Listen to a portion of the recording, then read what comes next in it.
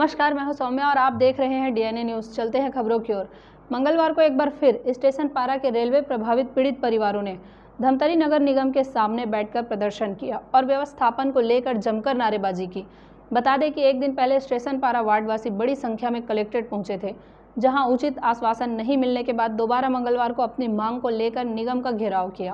उनकी मांग है कि पहले उन्हें व्यवस्थापन किया जाए, उसके बाद ही रेलवे का कार्य शुरू हो। बता दें कि धमतरी में बड़ी रेल लाइन बननी है, जिसके लिए रेलवे की जमीन पर बसे परिवारों को एक बार फिर 7 दिवस के भीतर मकान खाली करने के लिए नोटिस मिला है, जिसके चलते वार्डवासियों में हड़कंप मच गया है।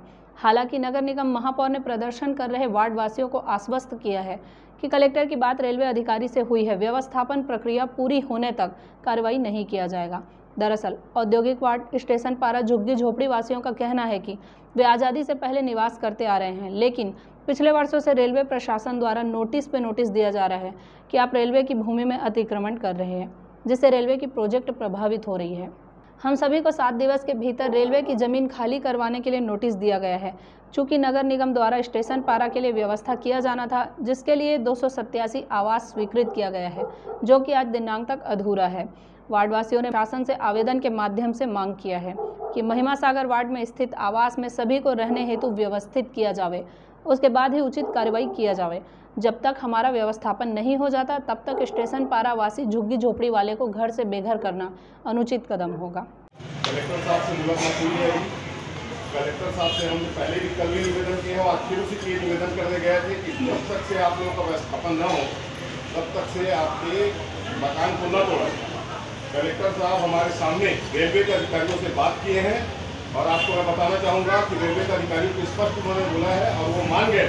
अभी तत्काल आपके ऊपर कोई कार्रवाई नहीं।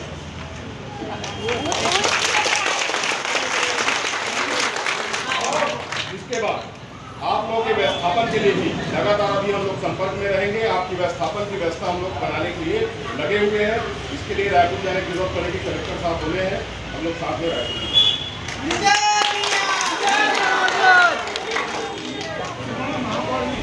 ये हमारे क्या कहते हैं 7 दिन के नोटिस दिए हैं घर खाली करने के लिए रेलवे वाले। तो हम घर के हो रहे हैं ना घाट के हो रहे हैं। हमको एक तो घर दे, हम घर मांग रहे हैं, और नहीं तो हमको 2-2 डिसमिल जमीन दे और हम उसी में अपना गुजर बसर। अच्छा, सरकार अभी नगर निगम हमसे क्या कहते हैं 250 रुपया ले लिए, स्टाम्प उटाम्प लिखा पढ़ी का, और 5000 रुपया और मांग रहे हैं। 5000 रुपया और दिए हैं। किस चीज का पैसा मांग रहे हैं? वो जो मकान का लिस्ट हुआ है उसको 5000 रुपया मांग रहा है और कंप्लीट नहीं हुआ है और उसमें 75,000 हमको छूटने बोल रहा है।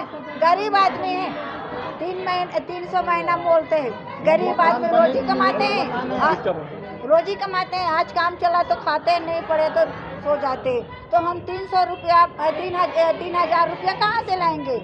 हमको गरीब आदमी को स्थापन होना है, हमको घर देना है। घर नहीं दे तो हमको जमीन दो।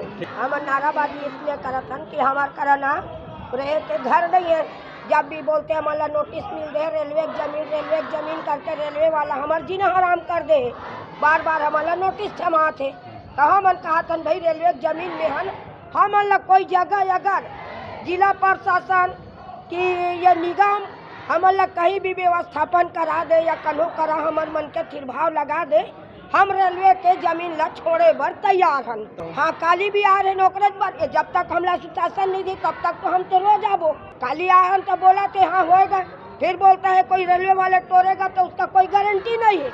मैं क्या बताऊं भैया, मेरा बस का बात नहीं है कथे। अभी हमारे मन के घर टूटने वाले हैं, हमन कहाँ जान, कोई व्यवस्थापन भी नहीं दे और सीधा तोड़बो बोलत। 7 दिन के मोहलत दे रही। 7 दिन में इंसान क्या कर सकते? 7 दिन में तो घर नहीं खड़े कर सकन। तो अभी तक हमारे कुछ व्यवस्थापन नहीं दे है। हमारे हटाता हमन जान का हमन पढ़ने वाला बच्चा हरन, हमार पढ़ाई भी मार खाई। अगर दूर दराज में भी चल दें, हमन गाँव भी चल दें, तो वहाँ से हमन थोड़ी ना पढ़े लाबो। अपन पूरे पढ़ाई छोड़ के थोड़ी ना होती जाबो। हमारा वो पिछले 7 साल से करा था, लेकिन अभी तक कोई सुनाई नहीं हो। 3 महीना पहले भी आ रहे, 3 महीना पहले ही काम चालू हो गए पुलिस, लेकिन अभी तक वहाँ कुछ चालू नहीं हुए। जब ऐसे करेंगे, अभी वैसे भी एग्जाम चालू है तो कहाँ लिखे भाई? यहाँ आते हैं हम लोग, कहाँ लिखे? हाँ, हो ही गए है। सोना हराम, जीना हराम। कौन खाएगा अपना घर? 2 दिन में टूटने वाला है। इतना मेहनत से बनाया है घर, वो अभी टूटने वाला है तो हम लोग जाए तो जाए।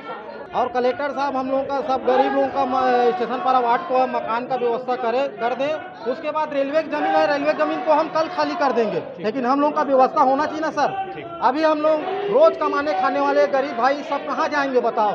इतना गर्मी दिन लगा है, ना किसी के पास काम में ठिकाना है। अभी कोरोना वायरस चला है, किसी के हाथ में पैसा नहीं है, 1 रुपया के लिए बहुत परेशानी हो रहा है। किसी का काम बंद है, किसी को काम में नहीं रख रहे हैं। और उस सिचुएशन में अभी हम लोग को हमारे वार्ड वाले को कि मकान खाली करो, मकान यहाँ से हटाना है तो हटाओगे जरूर, हट जाएंगे हमारे पारे वाले लोग, लेकिन खाली कर देंगे, लेकिन उन लोगों का व्यवस्था होना चाहिए। वहीं इस संबंध में नगर निगम महापौर का कहना है कि मैं इन सभी के साथ हूं, इनकी चिंता को मैं समझ रहा हूं। ऐसी परिस्थिति में जब उनका मकान टूट जाएगा तो वह क्या करेंगे, जिसके लिए हम व्यवस्थापन के लिए लगे हुए हैं। इन्हीं विषयों को लेकर कलेक्टर से मुलाकात की गई है, जिस पर कलेक्टर ने रेलवे वालों से बात कर आश्वस्त किया है कि अभी तत्काल कार्यवाही नहीं की जाएगी जब तक व्यवस्थापन नहीं हो जाता है। मैं उन सभी लोगों के साथ में हूँ और मैं उनकी चिंता को मैं समझ रहा हूँ। बहुत वाजिब चिंता है उनकी कि ऐसी परिस्थिति में जब उनका मकान टूट जाएगा तो वो क्या करेंगे। तो इसकी चिंता मेरे साथ साथ हमारे पार्षदों को भी है और हम लोग इनकी चिंता करते हुए लगे हुए हैं कि इनका व्यवस्थापन कैसे हो। तो इसी विषय को लेकर मैं और हमारे जिलाध्यक्ष शरद लोहाना जी और हमारे पार्षद साथी भाई अजय वर्मा और भाई आवेश आसमी जी के साथ जिलाधीश महोदय से मुलाकात करने गए थे और जिलाधीश महोदय को इन सब बातों से हमने अवगत कराया है। और जिलाधीश महोदय ने हमें आश्वस्त किया है कि अभी तत्काल उनसे रेलवे वालों से बात करने के बाद कि अभी तत्काल हम कोई कार्रवाई नहीं कर रहे हैं। रेलवे वाले जिलाधीश महोदय के बात को मानते हुए उन्होंने उनको आश्वस्त किया कि ठीक है, हम तत्काल कार्रवाई नहीं करेंगे।